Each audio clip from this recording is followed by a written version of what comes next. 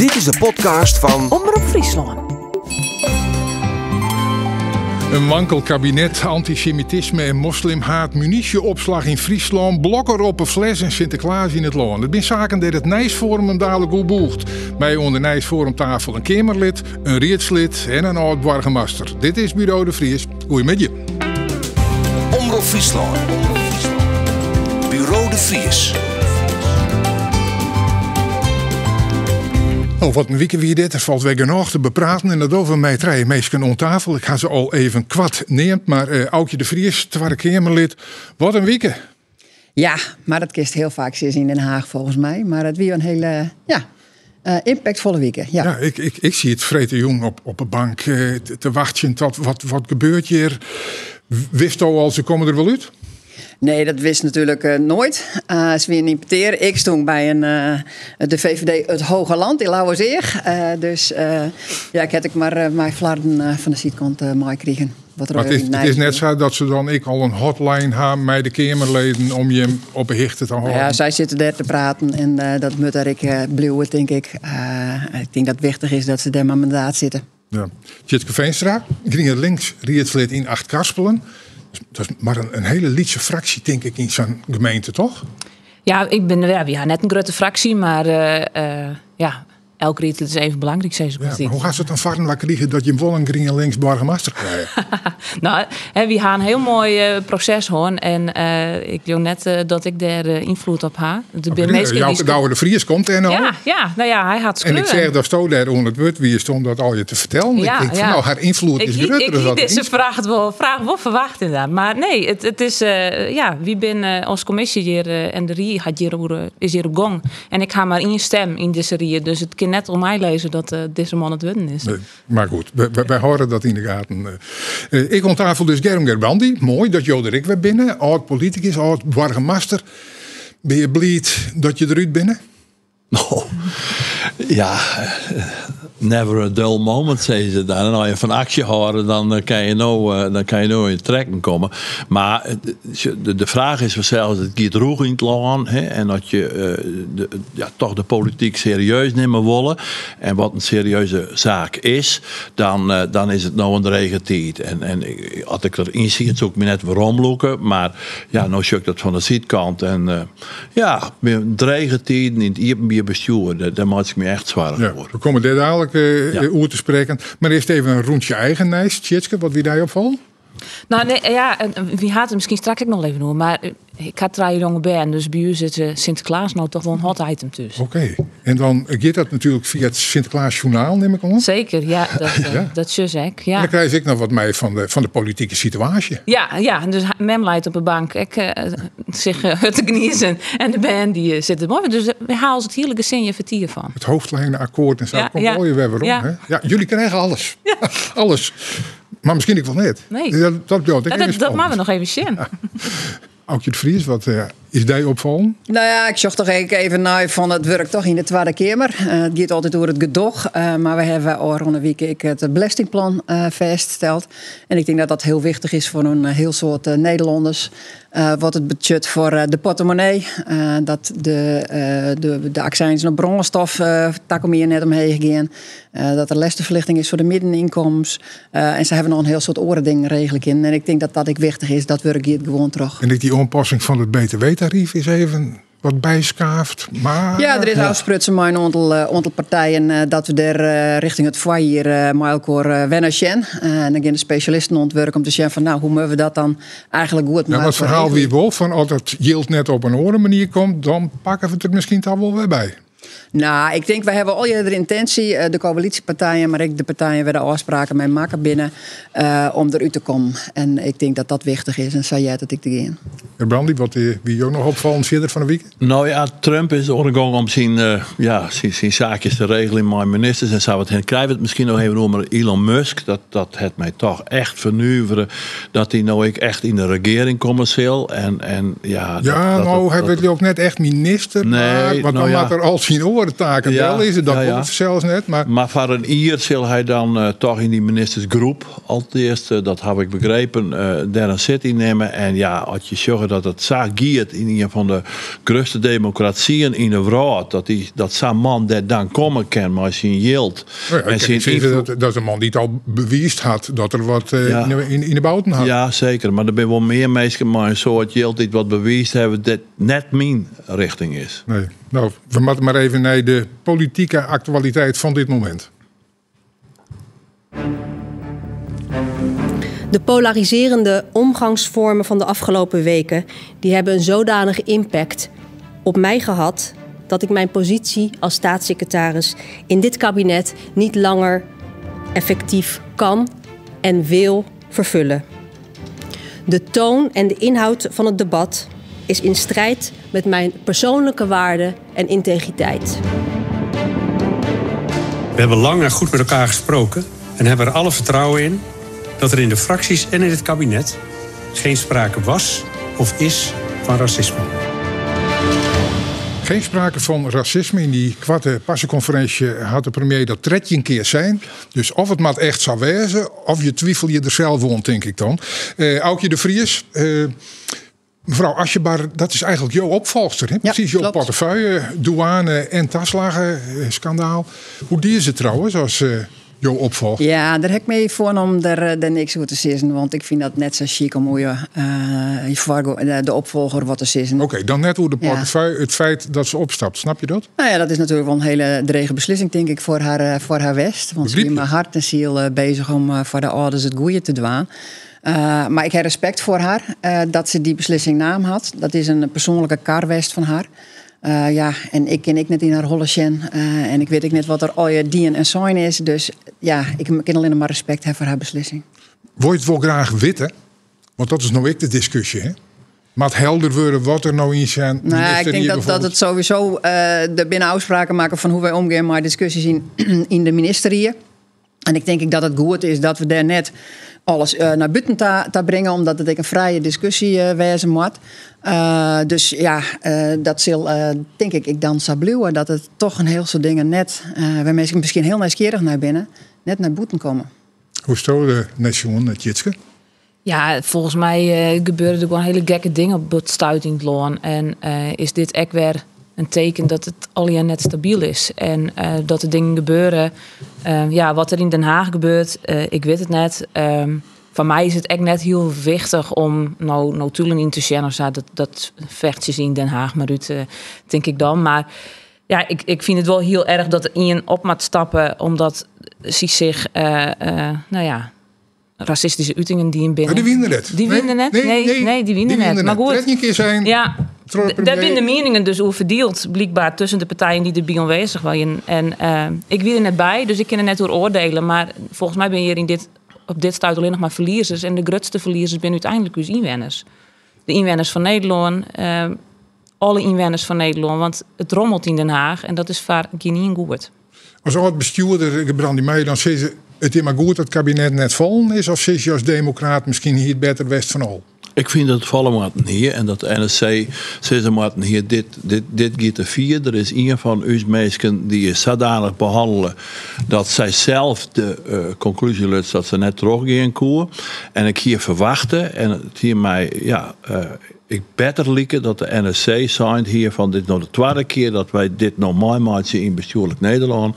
En wij stappen eruit. Dus en dat het net bad is, dat is misschien de tweede vraag. Ja, maar daar ging ik net over. Is dat de NSC zelfs in de peilingen haast niks oer had. 0 tot 4 zitten. En dat is vaak een overwaging om wat wol of net te doen. Maar als je in de geest van NSC op rechte politiek en recht uit redeneren willen, staatsrechtelijk en respect en neem alleen maar op, wat ik heeg achtje, dan hier ik verwachten. En ik vind zelf dat de NSC zegt, maar hier, hoe dan ik, nou is de maat vol. En wij weten net exact om welke zaak. Hè, en dat zal straks wel blikken als in de Tweede Kamer dat een moorsjoel komt. Hè, maar daarom vernuft het mij dat Joost stellig binnen. We weten net niet eens wet het ook. Nee, maar deze mevrouw die het dus van haarzelf gezegd, nou is de maat vol. Ja, dat geldt misschien wel net voor die oren. Ja, maar je bent wel een team en je gaat wel mee in dit regeer. En het is de tweede keer. Hè? Er is dus alle jerdere staatssecretaris ik al sneuvelen. En Itzinga. En die het zei, als ik zou bejegenen we toch mijn compaan, dan is mijn maat vol. En daar heb ik zuur een beetje respect voor. Ja, je kan niks zeggen, als je in zee ging bij een partij als de PVV, dan weet je precies hoe het Wilders op Twitter hem gedraagt. Dus dan mag je er net raar van op zijn dat dit soort dingen gebeuren. Nou ja, ik denk dat een heel soort mensen inderdaad weten waar zo'n begon binnen, denk ik dan. Dat heeft de goed nooit tocht. Maar ik vind het zelfs wel wichtig dat ze eruit kwamen binnen. Omdat ik denk dat er is een uitspraak geweest van de kiezer natuurlijk bij de verkiezingen. Daar is ik de PVV als grootste partij uitkwam. NSC is groot worden, BBB is ik groot worden. En dan is het ik wel wichtig dat we nou ook echt onder slag gaan, jongens. Want we kunnen heel lang hierop praten. En na kabinet of het vol van een kabinet, jongens, dat duurt man voordat er voordat er weer de oplossingen voor de problemen waarmee maar die prijs is wel burg. Nou, dat is een jaar hier nog niet bad. Dus de verhoring ontnoot dan net wijzen. Nee, maar dan komt er nog een hier bij. Dat vind ik wel, want er is niks, Bart. Wij krijgen een belastingplan. Ja, dat weet ik wel. Maar de werkbouw, landbouw. Dus de echte grote thema's waar we op zitten te wachten. Dat is net volle in. Ja, maar we druk aan werken. En dat komt stil te staan als het gebeurt wat jou wil. Maar de verhoudings in dit kabinet die binnen min van al het begin. Het is houden en keren, zelfs school, wat je enige respect voor haar maat dat er het nog dwaan wil en ken. Nou, de eerste discussie in de Kamer slapen hapen van de man, de grootste partij die hem daar deel zetten had. Jongens, dan zeg ik, laten we maar naar je verkiezing. En dan zal dus de PVV nog groter willen. Nou, dat is dat zo. Dat willen de Nederlanders. Net mijn idee. Maar laat dat maar baren. Ik vind dat de NSC schoffeerd wordt, is en... Nou, je zegt ik de brakken die er vallen. Ze vinden zelfs Kienber nog net dat slim genoeg is om ermee op te houden. En ik heb begrepen dat mogelijk omzicht naar je week ik weer waarom komt naar Den Haag. Dat er ik de regie weer wat pakken kan en dat het al je weer oors wordt. Laten wij u maar even focussen op waar dit al je rik alweer mee begon. Het was vooropgezet en het was voorbereid. En ik word er boos en kotsmisselijk van. Wat is dit verdomme voor een land geworden, voorzitter? Antisemitisme bestrijd je niet met nog meer vies racisme.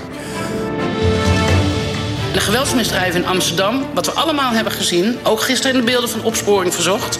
Het was niet Jeroen Pepijn uit Winterswijk hoor, die ik op de beelden heb gezien. Ja, dat wint zelfs de rel in Amsterdam. En die bent Vliene Wieke al onder waterkamer in het Nijsforum. Maar de politiek eerst in Amsterdam en letterlijk in de Tweede Kamer hadden nog wie weinig mijn waar op praat. Jitske, hoe hast u de debatten volgen? Ja, wel wat mij treurnis is. Want ik vond toch wel de volle nare dingen hoe de tafel in vlein in de Tweede Kamer. En elkaar zou voortzetten en haat bestrijden met haat. Dat liep het me net oké. Dus volgens mij had Den Haag ook litten van hoe we het net moeten doen. En dat we vooral mij ook maar te zeggen van hoe kunnen we wel verbinding zie je. Ja, maar wie wordt er aan de hand zelfs? Ja, er is zeker wat aan de hand. Maar we beginnen ook met zulke smarige dingen naar elkaar te smieten. Ik denk, volgens mij lossen we hier het probleem zeker net mee op. En maar we, ervan zwaar je dat we in ieder geval weer met elkaar tot de kern van de discussie komen. En wat is dat? Wat is die kern? Dat we de verbinding met elkaar kwijtraken binnen. En, de kern wie nou even, dat er sprake weer van jodenjacht en antisemitisme op grote schaal. Dat is er aan, maar er is ook, de orenkant is ook aan de racistische uitspraken richting de Palestijnen. Dus er zijn twee dingen aan de hand. En wie bent er al in het bijwest, wat er in Amsterdam bad is. Maar het om in een kant te skeren. Volgens mij is een discussie altijd groter. En het wordt nou haat, wordt mij haat oplost. Dat komt net goed. Is dat zo? Haat mij haat oplost? Nou ja, ik denk dat volgens mij, maar goed, het is soms ik maar krijg hoe het luistert nou is aan het debat. Ik denk dat iedereen het erin is weer dat antisemitisme, racisme en discriminatie, dat kan gewoon niet. En ik denk dat ik een heel soort partijen ik benoemd heb, dat wat bijvoorbeeld de Maccabi-supporters der zijn en Roppen net ken. En wat ik die heb, ken ik net. En dan moet ze ik voor veroordeeld worden, oppakt worden, als de regels uittreden binnen. Maar dat is nooit, voor mij onbelangrijk, een excuus om goed te praten dan of een soort nuance in te brengen van wat er daarna Bart is. Nee, maar de toon maakt de muziek. Ja, dat begreep ik wel. Maar ik vermoed wel dat er een heel soort woorden in de moelenlijn waren. Meestal hier dan over dat groepen Marokkaan, zeg maar, een jodenjacht gaan. Hè? En zo dat nou lijkt het in elk geval dat het een soort van Marokkaanse aankomst binnen. En ik vind dat dat wel benoemen moest. En dat heb ik een heel soort zijn, dat het mijn partij ik zijn, dat zaait niks hoe de hele groep. Want wij een hele grote groep van Marokkaanse Nederlanders, die het hartstikke goed, die dragen bij ons Nederland, die hebben een waardevolle rol in deze maatschappij. Maar de wijze van benemen zou uit een soort partijen die keersen haar in de Tweede Kamer, wie je nou krijgt dat die hele grote groep ik rekken vielde. Ja, ik begreep wel dat mensen dat terugrekken binnen, maar dat vind ik net als dan moest zeggen van ja, dan benem ik maar net meer welke groep het om gaat. Omdat ik denk dat als nou was naar de oplossingen en hoe het probleem oplossen wordt, dan moest ik wel weten om welke groep gaat het nou eigenlijk. En dat is een hele lietse groep, mensen met een migratieachtergrond, die intolerant binnen het onzin van oorgroepen. Maar dan formuleren jou, het is een hele lietse groep. Ja, dat triggerde mij ook even. Als het een hele lietse groep is, dat kwam van mij in het debat net echt naar voren. En om zo'n hele lietse groep uit te vergrutsen in Den Haag, dan denk ik, ja, volgens mij hebben we dan. Maar ik ben er wel clear dat we net meer benemen om welke groep het gaat. Nou, dat en ik vind dat royaal op heden. Tussen het net weer benemen en het in het debat. En daar probeert natuurlijk de oppositiepartij van de Martin dat dan hoe de hele meeste Marokkaanse Nederland groep, de hele groep Marokkaanse Nederlanders ging. Het ging over een groep die daar onderrellen weer. En ik vind dat wij net tolerant wijzen kunnen die intolerantie van die groep. Die dus normen en waarden zoals wij die hier in Nederland hebben. Dat we die net benemen maaien. En ik vind dat heel zwargelijk dat er een groep is die dat net doet. Die gebruikt de vrijheden die wij hier in Nederland hebben om te rellen, om op Joden te jagen. Dat kan gewoon niet. Maar is er een politieke groepering in Nederland die zegt van dat vinden wij best? Dat vinden wij hartstikke goed. Nee toch? Er is toch net niet voor? Dat klopt, maar er wordt de hele tijd ja maar zijn. Ja maar.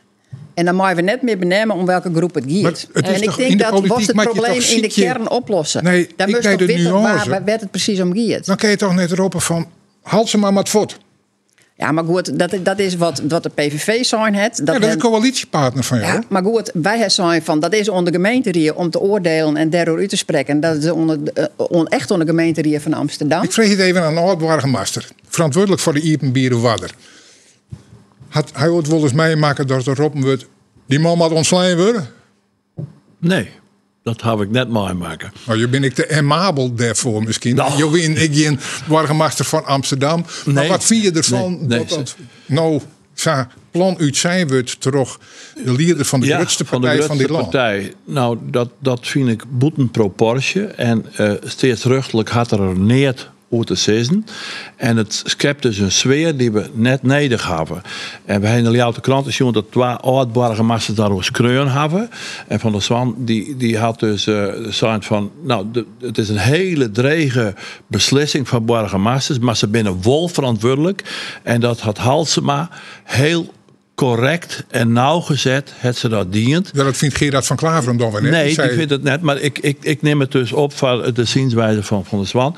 En ik denk dat het Sagien is, want als je in die positie zit, in die trijenhoek, jou bent verantwoordelijk, maar als je alleen nog op je eigen intuïtie ageert, dat is de allerverkeerdste manier van dwan in zulke situaties. Je moet alle betrokken organisaties die het moeten krijgen, rieplachtje en dan uiteindelijk zelfs de beslissing nemen en de verantwoordelijkheid. En dat het Halsema in mijn eigen heel goed in de ingewikkelde omstandigheden. Dus het is nog altijd wat onrustig in de stad. Hoe denk je dat hem verder ontwikkelt? Ben dit al je wel wat del of kan dit samen weer ontvlammen? Nou ja, dit kan zo ontvlammen en er waren allerlei zaken die nauwelijks nog in de hand te houden binnen. En dat is de zorg die we allereer had, denk ik, in Nederland en ik in de politiek. Maar wat ik vind is dat de leider van de grootste partij, laat ik het samen zeggen, die zoeken proberen maken om dit deel te bijten. Die zoeken opbouwend in deze moeilijke situatie. Dat het net beniemd worden, maar dat ben ik maar jou eens. Het moet beniemd worden, maar je moet dat wel genuanceerd worden. Want het gaat in die om een lidse groep. Maar voor de nuance moet je zelf net bij de leider van de grootste partij wezen. Dat wisten we al heel lang, want dat had nog nooit zo. Nee, maar het weer de heer Milders. Hij zou dingen milder bezien. Hij heeft nog verantwoordelijkheid voor het bestuur van het hele land. En dan moet hij dat ik zien laten in mijn eigen. En deze polariserende houding docht dus net goed, net in. En zit het heel treffelijk zijn van het is een lidse groep. Ik heb nooit gezien. Er zijn 1 miljoen moslims in dit land. Met iedereen haast een geweldige bijdrage aan het gemeenschap doet, die het integreren en zo meteen. En er is een lidse groep die dat net doet. En dan ben ik. Ja. Er is ook een lidse groep Friesen die het net om 16 jaar wil. Ja, nou ja, Joost is er dat nou van dat een hele grote groep is goed geïntegreerd en zo. In de Tweede Kamer waar ik zei van dit is eigenlijk het toonbeeld van dat de hele integratie van 50 jaar eigenlijk misleiden is. Dan gaan we op de vreedsmerk ik even naar vernamen. Dit weer in de reacties. Ik vind dat mensen een hele grote onrecht aan die in wordt en dat het alle wordt opklappen wordt van migratie is het probleem. Wat er in Amsterdam aan de hand is, dat is opklapte woede. Mevrouw Faber hier 25 jaar eerder aan het bewind maken.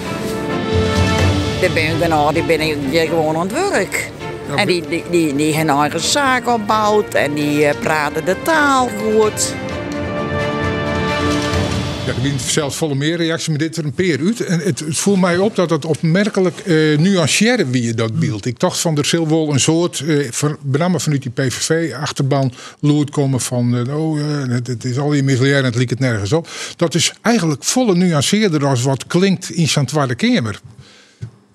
Snap je dat, Aukje de Vries? Nou ja, ik vind het altijd dan werd zeggen van dat mag je net zeggen dat het een integratieprobleem is. Ik vind dat moest de eigen net sluiten voor een aantal zaken die wel barren in dit land. We hebben squallen in het weekend, de weekendscholen, bij moslims wel hele rare ideeën soms onpraat krijgen. Er komen haatpredikers weer naar dit land hellen terug in sommige groepen moslims die ik eigenlijk de bijl onder wortel van uw normen en waarden zitten. Het ging nou over een jodenjacht, maar het gaat ik over homo's die het hand in hand rennen kunnen in de stad. Het binnen ik hoe ze naar vrouwen joggen. En ik denk dat we daar echt wel alert op wezen moeten. En ik zou het des graag over hebben. Hoe gaan we dat nou oplossen? Want dat kan in Nederland nou, net hoe lossen we dat op? Nou, ik denk dat we voor op het informeel onderwijs wat er is. En dat is misschien, dat is dan ik net alleen het moslimonderwijs, maar daar ken ik oren onder vallen. De snijskwallen? Nou ja, dat kan. Ja. Dat kan, maar dan ben ik Chinese squallen die in het weekend meestal nog dingen meekrijgen van hun achtergrond. Dan denk ik van, daar moeten we meer tafelsjog op horen. En het lijkt het soms, dan moeten we het hebben over het woord integratie of integratieprobleem. Laten we het nou over die oplossingen hebben met elkaar. Van hoe krijgen we dit nou liberale partij, maar het nou zo wezen dat het oer al bij dat soort instellingen om een hoekje jocht. Het kan net zo wezen dat de vrijheid van een oor ervoor zorgt dat de vrijheid van de een verzorgen dat de vrijheid van een oor zo behind wordt. Dat die net meer hand in hand over struttenritten rennen kunnen. Dan vind ik er wordt echt gif bij dat sommige van die squallen wordt gewoon naar binnen gebracht. Er worden meningen vertolken die wij hier gewoon net begrijpen, die ik net passen bij de normen en waarden die wij in Nederland hebben. Doe mij net gewoon hoe strit rennen. Als ik nou even in onze regio volle Marokkanen hebben we daar net. Maar daar kunnen ook 2 mannen of 2 vrouwen net altijd handen onderschrijven. Du hast hele delen van de Bijbelbelt waar het net kan. Dus wie zei ze nou van er is één groep die dat heel dat? Nee, ik denk dat we als Nederland in het algemeen een probleem hebben. En dat net alleen nog de moslims binnen, maar dat het ook een heel soort meestal van uw eigen inwoners binnen. Dat we gewoon net met elkaar in verbinding zijn. Wie kent zin en hoe kosten. Maar we kunnen toch net een soort meningenpolitie de dik opsturen om te zien van wat voor mening hij joh. Maar volgens mij begint het bij de kern, de eerste 1000 dagen van een baan. Die ben wichtig. En zolang we hier in Nederland net gelijke kansen hebben voor ieder baan, en dat is op dit stuit gewoon heel groot aanwezig nog steeds, zullen we deze problemen net oplossen. Dus we moeten echt beginnen daar. Zorgen ervoor dat alle banen nou de gelijke kansen hebben, zodat ze echt op hetzelfde wie ze op groeien. Ja, daar ben ik op gauw in. Ze zullen niet zitten van nee, ze met al je maar toch wordt er niks die in. Even dan omschrijven naar de situatie in Achtkarspelen. Daar ben ik meer skippen. Die bijvoorbeeld LHBTI is heel oors onzorgen als wat we denken dat nou generaal het idee wezen zou. Was toch dan dat die mensen der oors hoe denken maar zij veroordelen? Nee, maar ik denk dat zolang we het zien oren kosten, ze hoeven, ik zou hopen, ik zou graag willen dat ze hun eigen wat meer iepen, dat er echt oren dingen mogelijk binnen. Ik denk wel, zolang we de verbinding maar ook wel kwijt binnen en het er net hoe praten en zodra dat mijn mensen het gesprek ongist, oer bijvoorbeeld LHBT, dat ze nee, die mensen mak je net. Ja, dan ben we gelijk het peteer kwijt. En zolang we net met elkaar luisteren, ik denk dat geen één de zin is op het moment dat die verbinding met elkaar komt en het peteer ik echt ongist en luistert naar elkaar. En dat luisteren, dat ben we volledig kwijt. Johar in die regio Borgemasterwest, wie dat ingewikkeld om die misschien heel uiteenrennende meningen van mensen om dat wat in gareel te horen, om dat te verbinden? Nou, ik ga dat zelfs in die zin net zo merken. En dat weer misschien ik de basisopstelling in die functie die ik doe hier, dat is mensen serieus nemen. He? En mensen hebben zwargen. En dan zeg je, wat voor zwargen ben dat, joh, en dit en dat. En dat is mij opvallen in Achtkarspelen. Als de houding haast van, dat genuanceerde wat je krijgt naar voren kwam bij het vreedpeteer. Vreedsmerk, ja. Dat voel mij ik op. En als je dan dus op die wijze met mensen praten, dan krijg je toch een genuanceerd beeld. En dan ben ik blij om ek in Achtkarspelen. En ja, de historie, de cultuur en alles speelt het mooi. Maar je vraagt bij krijgt, heeft dat ter merken? En hoe best daarmee omgegaan? Nou, zo had ik maar de meeste spruts en ik maar de rietsleden en Tjetske zit erbij. Dan weer dat altijd mensen konden haar uiterien en als dat serieus naamst, dan koer er een heel goed gesprek. Ik denk dat het bij u zegt, als en op zoveel plekken zeggen, wie zit ik met de PVV? Nou, ik ken heel goed met Jeffrey Graansma gewoon een beteerd voeren. Maar wie bent op bepaalde onderwerpen ben we het net eens. Maar wie maakt het net met zijn onze volle chef? Wie had die vertrouwenscommissie die met zijn. Maar als we zeggen naar waar we het wel eens binnen, dan is het eigenlijk best wel heel volle. En ik denk als we op die manier en wat Gebrandijk zei, maar op die manier maar ook in betekenen, dan is het volle genuanceerder en dan komen we volle verder dan dat we gelijk de chinstellingen opzieken. Tuurlijk, die hebben. Maar als we daar alleen nog maar op geen bakkeleien. Maar in de Tweede Kamer worden die vaak uitverdrutten. Ja. Ik om haar eigen achterban te betjennen zelfs. Ja, dat is juist wel barn, inderdaad, in het Haagse. Ik vind wel dat er soms slecht naar elkaar luisteren wordt. En er worden soms zeker in de moederlijn van mensen, die ze eigenlijk net zijn. Hè. Dat zeg ik in het laatste debat ik wel. Ik denk dat we daar echt van uitzien moeten. Ja. Dat we echt oppassen. Maar jij hebt vaak van de wordt in steen van dat het dempt wordt er olie op het vuur gooit. Ik ga die uitdrukking een soort jetten al rond de weekend. Ja. Nou ja, dat gebeurt denk ik van beide kanten. Want ik heb ook een paar keer dat mensen, letterlijk, bijvoorbeeld wie dat bij Dylan Jezilgus, die ik veroordeeld heb wat de Maccabi-supporters dat die hebben en dat het net kan en dat die spreekhoren net kennen en dat een taxichauffeur in elkaar slaagt. Dat kan gewoon net. En vervolgens komt er een partij die zegt, ja, maar u heeft het niet veroordeeld. Ja, dan denk ik, ja jongens, maar wat letterlijk zijn. En laten we daar gewoon goed naar elkaar luisteren. Wat is er nou eigenlijk? Dan komt het begrip misschien ook maar akkoord. En dan kunnen we werken aan de oplossingen. Want ik denk dat Nederland daarop zit te wachten. Dat wij dingen oplossen. Dingen voor elkaar krijgen. Ja, maar goed, dat we nou eens 12 van die grote basisproblemen van dit moment erbij pakken. Antisemitisme en moslimhaat. Breng dat maar eens bij en waar. Breng dat maar eens bij en waar. Mensen die er zo verschillend instingen. Dan maar we het er eens even hoe gaan we het wel eens binnen, zodat we mij ook de verbinding weer vinden. Want we kunnen wel mij ook confusing gooien, maar dat had geen zin. Ik denk echt dat we tegen de biocosine, als dus even san 1 op 1 mei in betekent, lid wil dus maar eens gewoon een gesprek met hun omgaan. Volgens mij dat net. Nee, maar er is echt sprake van haat. Ja. En als het saffier is, dan kun je net zitten, we drinken een bakje thee en dan hebben we het er even over. Dus ja. Ja, maar de Eminent Griezel-tafel. Maar dit kunnen wij hier net oplossen. Maar hoe ontstaan zulke dingen? De oorlog in Gaza zelfs heeft een hele grote impact op dat denken. En ik geloof net dat het antisemitisme heel breed in Nederland leeft. In zijn grote halen, zeg maar. Hè? Maar wat er nou gebeurt, de hele wereld zocht wat er aan de hand is. En dan krijg je tjenstellingen. En de mensen die daar nou slachtoffer binnen in Gaza, dat binnen toch islamitische mensen, Arabieren, Palestijnen. En dus de groep die hem daarmee bezibben viel, of bezibben is, die zal dat uiterje. En dan krijg je tjenstellingen. Dus maar zeg je nou feitelijk van de Israëlische politiek lokt antisemitisme uit? Ja, dat zeg ik eigenlijk. En daar hoef ik net al te voorzichtig in te wijzen. Wat er gebeurt, dat het zijn weerslag hier in de wereld. Zat de mensen naar de Joden en naar de Israëlieten joggen. En ja, zeker. En het islamitische pad, het ermee te krijgen. Want die manifesteren haar nou in terreur, hè, Jemen. Dus die tjenstellingen die ontstaan door oorlogen.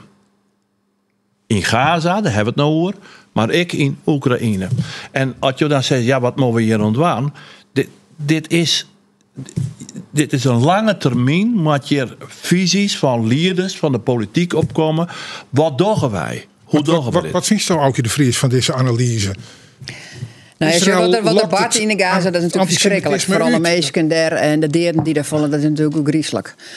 Maar wat ik wel vind is, het is altijd ja maar. En ik krijg of dit vergoeilijkt dat er een jodenjacht in Amsterdam had. Nee. Dat nooit. Nee. Ik krijg of zei het van ja, de Maccabi supporters hebben ik rare dingen ropt en die hebben ik rare dingen die. En dan is het blijkbaar goed.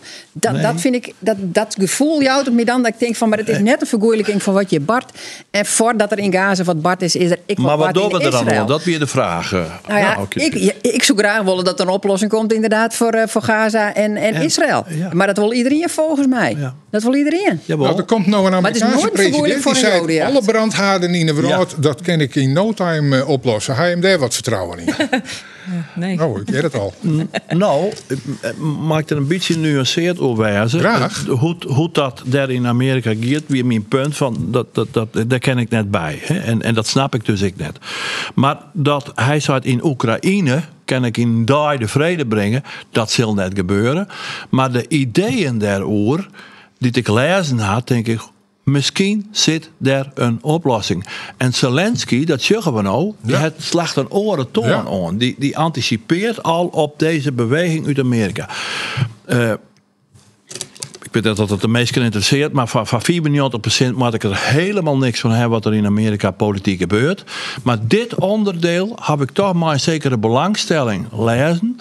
Want deze oorlog, hoe lang moet dit nou nog teruggaan? Oekraïne heb ik het nou over. Ja. Hoe lang moet dit nog teruggaan? Wat een keer, wat een leed.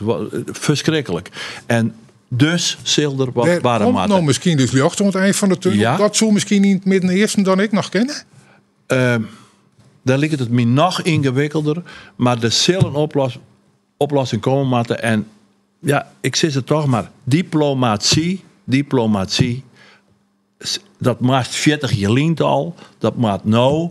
En oors, dan krijg je oorlog maar enorme. Ja, maar Trump is wel lid van de fanclub van Netanyahu. Hè? Ja. En Wilders zou ik geloof dat hij voorzitter is. Maar dat lijkt het mij nog ingewikkelder bij Gaza en Amerika. Ik zie het even door Oekraïne. Ja.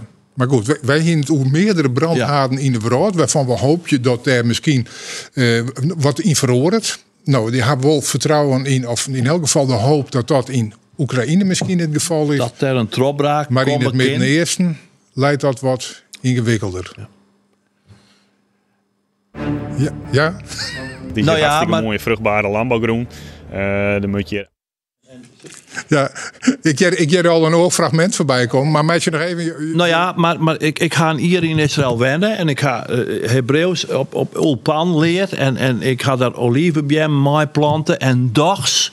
Dus dat zul je zeggen, nou, zijn man is helemaal pro-Israël. Dat is ik zo, maar dat wil net zeggen dat jouw vrienden niet een fouten maken kennen. En ik vind dat het in Gaza gaat, dat kind net.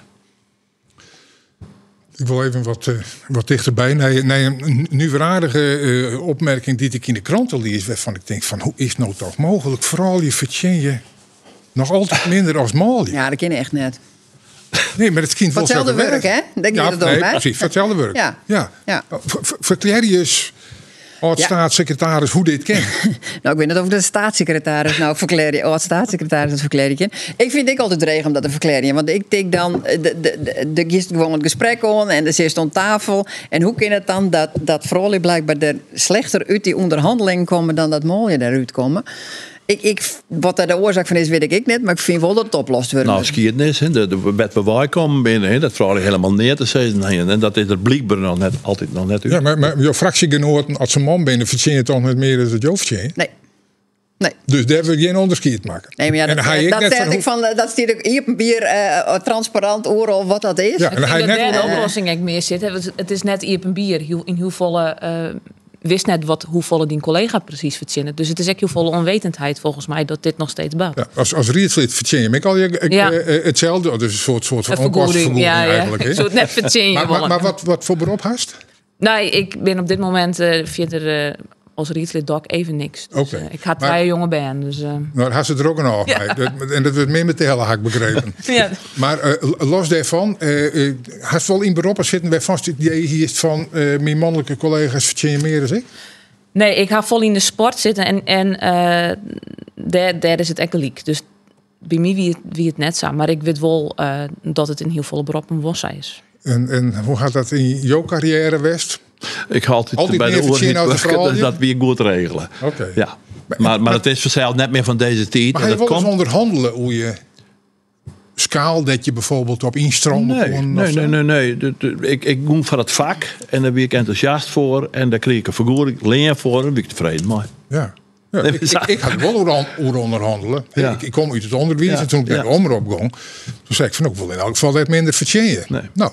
Nee, maar ik weet dat vooral je dat dan net? Ja, wel, natuurlijk ik wel. Nou dan. Maar zo zwart-wit is dat ik weer net. Maar als je net wist wat die mannelijke collega's misschien met sommige orenzaken en secundaire arbeidsvoorwaarden soms ook wichtiger voor sommige mensen dan dat misschien het yield per se altijd is. En dat ze dan daarmee naar joggens is. Maar goed, ik zoek wel goed vinden dat vooral ik wil eens meer met de vuist op tafel slaan. Nou, we gaan hier aan tafel waarvan we weten binnen dat het nodig is dat ze dat ik door op het tafel slaan. Misschien wel bij dat volgende item. Het is hier hartstikke mooie vruchtbare landbouwgrond. Dan moet je 18 bewoners, wenningen / bedroeven met de fut. De lelielijn moet je er ooit nog eens een keer langs. Dit is uiteindelijk nog cultuurhistorisch gebied. De kustlijn van de oude Zuiderzee. Dus ja, wij begrijpen net dat wij nou intekenen staan. Nee. Geluid uit Bontegeer, dat mogelijk munitieopslag komt. In Greensland binnen de opties nou van de kaart het budget dat ze in Friesland nou reist in. Dat binnen 2 in het Lauwersmarkengebied en dus bij Bontegeer. Dit is nog een keer, dit ken net oors. Houd je de vriend? Nou ja, er zal ergens rond te komen met voor dit soort activiteiten, munitieopslag. Vanzelfs, maar ben dit een goede locaties? Ja, dat ken ik van een afstand net beoordelen. Je bent politica. Locaties binnen. Nou, we hebben een orenwut via als Christiane van der Wal op Defensie. Dus ik denk dat die er heel goed naar zocht. En dat ik de staatssecretaris en de minister daar goed naar zocht. Ja, maar misschien vreeg het jou wel. Daar komt uit Friesland. Die beide gebieden, welke van de 2 zou het meest schadelijk wezen? Ja, maar dan moest ik de feiten weten van wat voor cirkel is er omheen. Hoe post het er, wat moet er barren om het mogelijk te maken. Ik kan dat van mijn stoel net beoordelen. Ik vind wel, er moeten oefengebieden wezen voor Defensie. Er moeten kazernes wezen. Er moet munitieopslag. Ik bedoel, we zorgen wat er bad in de vrouwt. We zorgen wat er bad in Oekraïne. Dat is echt net zo 4 jaar voort.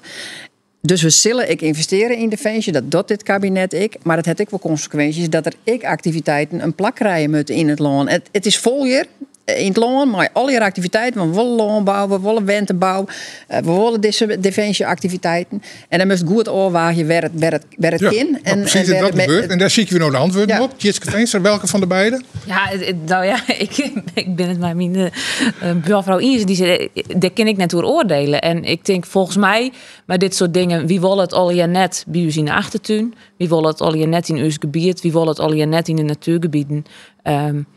Ik ken de Kolmerwaardgoed, dat is vlak bij ons huis. Nou, een prachtig plakje. Ik kom er graag. Dus ik wil het wel even net. Maar wil ik het dan wel op oorplak? Nee, want daar waren je ook mensen die er het zelf doet, denken. Was het dan helemaal net? Nou ja, maar dat is ook een optie. Dus wie wil het al je net? Dus ik, maar dit soort... dan zie je het nog wel eens wat pacifisten bij GroenLinks. Maar ja, dat is maar goed, dan nog. Ik zit net in het kabinet. Dus daar kun je dan wel van alles van steeds. Want ik wil het net haar, ik wil het net haar. Ik denk die mensen, iedereen neemt zijn beslissingen. En dit is waar we maar met te dealen. En dan hoop ik maar dat mensen ziek je naar de beste locatie. En als dit dan de beste locatie, dat vreeg je me al. Dus zie je nog even goed terug op dan steeds. Is het de jochste keer, Brandy, dat ze van Grensland zijn? Die hebben nog ellende. Daar heb ik groot begrip voor. Want die mensen wat die maar maken, dus dat snap ik. Hè? Ja. Maar wat je nou misging is, dat is de communicatie opnaaien. Dat is in alle besluiten gaat het te vaak mis. Hè? Dat is 50 of 60% van het hele verhaal is communicatie. Nou, ik steun Aukje de Vries helemaal die site van, ja, als je oorlog vieren en je hebt materiaal, nee, dat zult ik ergens opslaan willen maken. En daar gaan we net door. En dan kunnen we heel moeilijk praten en de motie. Ik vind dat als er goed gecommuniceerd wordt en maar de meesten serieus genomen worden, want die zijn niet er. Het moet ergens een plak komen. Dan Muiden Chemie hebben wij der hand in Lauwersmaar. Dat is 80 hectare. Ik ken dat net hoe Sjen. Ik ben er net geweest. Ik heb het net bestudeerd. En zou het heen, maar we hebben nou te sprake. Dat zoek mijn gevoel uit. Misschien zou dat dan een plak wezen, want het moet echt dicht bij de Eemshaven. Ja. En dan kan je wel zeggen, het moet naar Drenthe, Exlo en Frotsko en zou het heen. Ja, dit schijnt nedig te wezen. En Muiden Chemie jouwt mij het gevoel dat misschien de beste locatie is. Precies, die locatie daar. Dus dat had dan even verhoord misschien. Het zal een plak gaan moeten. Nou ja, maar volgens mij is geen enkel plak dat mensen zeggen, nou kom je maar. Dat zal net gebeuren. Dat gebeurt mij al dit soort gevoelige thema's net. Dus communiceren, vergoed je. Het probeer maar de meerskip daar op te lossen. En de laatste krijgt nooit maar dat is in alles. Nee. Het goede is wel dat Sinterklaas weer niet lang is. En tenminste, door als jonge band. Ja, het is voor elke niet. Maar we hadden kreeg al even jongen dat in het Sinterklaasjournaal de parallel met de politiek lutsen wordt. Dat is natuurlijk altijd nieuwsgierig. Maar is het van jou, Gerbrandi, altijd nog een spannende tijd? 8 paken en beppersissers. Ja. Dus je kan wel nagaan. I rest my case. Ja, maar wij zijn er wel vrij sober in, moet ik zeggen. Want het is, ik leer net meer, hè? Maar de economie moet ik draaien. En bij Pubieri daar verantwoorden aardig iets wat te regelen. Ja. En daar gongen we dan wel eens naar de blokker. Ja. Dat kan je ook nog kijken even, met wat kwatting en dan dat gebeurt. Vies dat nou spietig dat soort, toch ik wel monumenten in de detailhandel gewoon verdwijnen? Ja, ik vind dat op zich wel spietig. Maar goed, het is de karik van de consument. Giet die er nog in? Die bestelt zelf een heel soort op internet. En die gaat naar Rijksje, soms ik uit China via allerlei websites en dan is het een stukje goedkoper. Ja, dan moest ik wel even zeggen van jongens, die kar heeft consequenties. Ja. En ik vind het wel spietig, want ik vind het wel mooi dat er een breed palet om winkels natuurlijk in de stad of een dorp is. En ja, het kan net zo wezen dat we alles alleen maar via internet. Nee, maar goed, als het een tientje joerder is als bij de Borman, dan is het gauw gebeurd. En met ja, maar Black Friday soms even nadenken over van hoe dat dan makkelijk wordt en of het wel heel lang maaigierts is, maar of net binnen een week weer stikken is. Ja. Dus daar moest ik even nog nadenken. Nou ja, en dat is die consumptiemaatschappij. De neemt tot Black Friday, maar we toch maar al een gauw Green Friday van mij, vind ik. En de kringloop en de marktplaats en Vindlid had echt super mooie Sinterklaas cadeaus. Wat een leuke creatieve ideeën. Wij doen daar dus voordeel mee, want die stiet zit erop. Dus we sluiten het forum alweer al. Germ Gerbrandi, mooi dat je erbij bent. Oud-FNP-senator en oud-burgemeester. Tjitske Veenstra van Green Links, rietslid in Acht-Karspelen. En Aukje de Vries, Tweede Kamerlid van de VVD. Praten mij in het forum van Joert. Nee, wie keer er weer een forum. Dit is trouwens waarom te jaren als podcast en Joen in de Herhelling. En dadelijk Geert Johan waarom in de tiert met prachtige muziek in Snijn in Friesland. Wij zeggen mooi dat je erbij bent en graag tot nog een keer.